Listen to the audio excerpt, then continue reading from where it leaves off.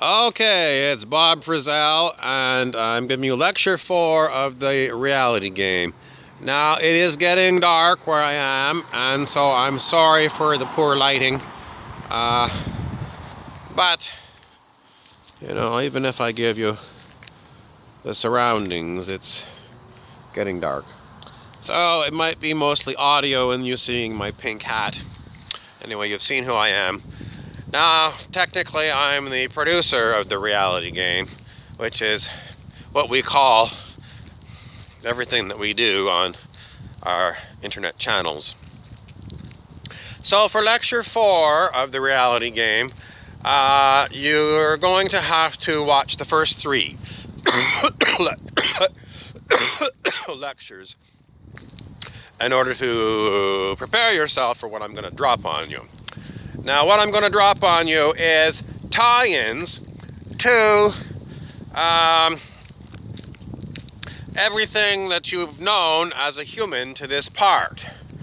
So, if you have watched movies, if you have read books, if you have watched television, if you have picked up textbooks, if you have attended school, if you have gone to any kind of resort or some kind of experiential thing, everything that is in your experience is up for grabs in our reality game. Why is that? Because all of your memories are accessible through technological means, every single thing. Very advanced high technology, and you cannot block this technology. It is fully accessible. It is far beyond, it's just so far beyond, it's going to blow your mind. And it might actually blow your mind so much that you might become, even different emotional states that come about from learning about this stuff. And then it's going to get you to the point where you're going to start wondering, well, what the hell am I? I thought I was, a biological organism. And then you might start to reconsider that. But that's, other lectures that we do.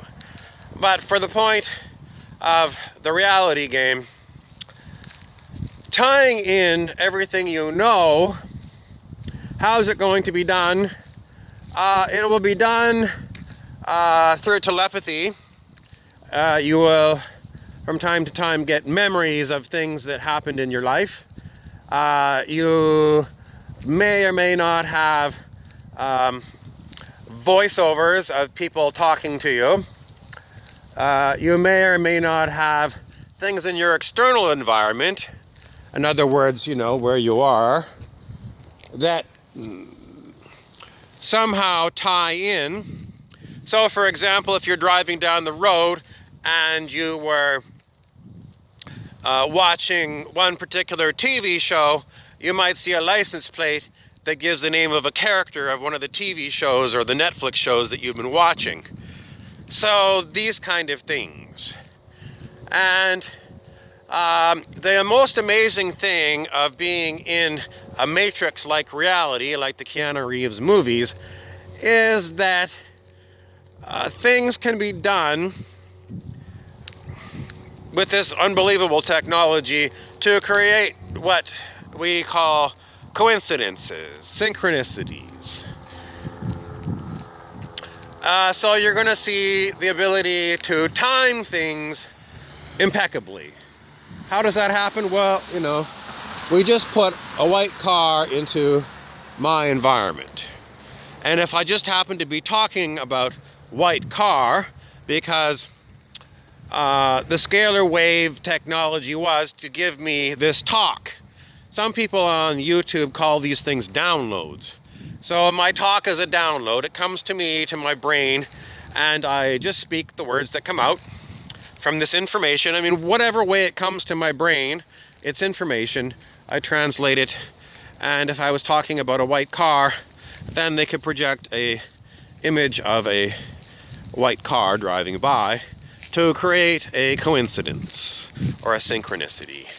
So, in the olden days, which, weren't that long ago, these kind of synchronicities were used by the religionists to prove that there was a prime creator or God. Because there was no other way of explaining how you could have deja vus and synchronicities other than, it's the mind of God. But if you want to look at it with a discerning eye and a technological eye, when you get your head around it, these things with advanced technology can be done. So where does that put the religious God? Once again, you have to come to the conclusion it opens a can of worms. If you can do godlike things like, miracles, and, with this kind of virtual reality technology, that I see no reason why you couldn't, resurrect a dead person. You've already seen them do it in the movies with, like Carrie Fisher in Star Wars. She was dead, and then they used her image. Now, that was on a screen, but Tupac Shakur, as I said in my previous lecture, was projected as a hologram. People can go to his concert.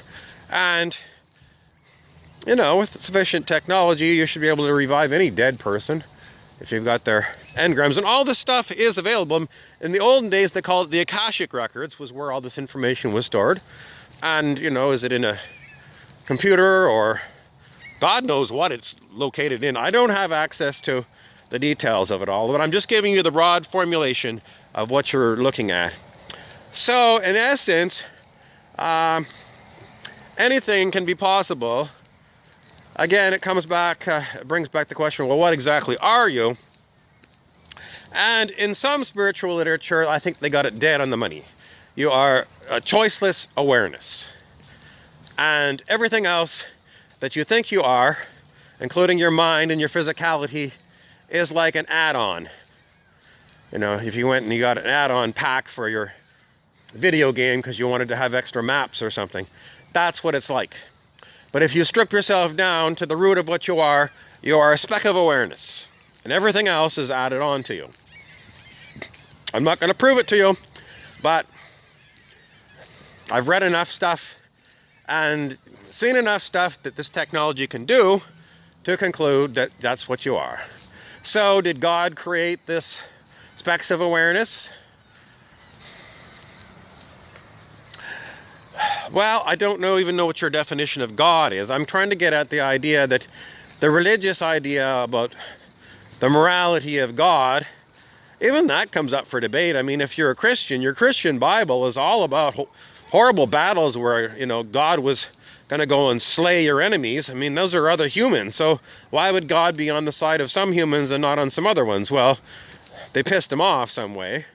God had a certain morality or something, or certain people were chosen to be the chosen ones and other ones were to be slaughtered. If you read the Old Testament, you will come to the conclusion that if that's God, that he's no different than, a very warped, sick, twisted human. So the religiosity of God is up for debate. Then you have to come to human ethics and human morality. And what an ethical human would do. And I think that is a good way to go. You can also look at Isaac Asimov's, it was originally 3, and then I think they added it became 4 laws of robotics. So basic programming of a robot so they're ethical machine-like consciousnesses.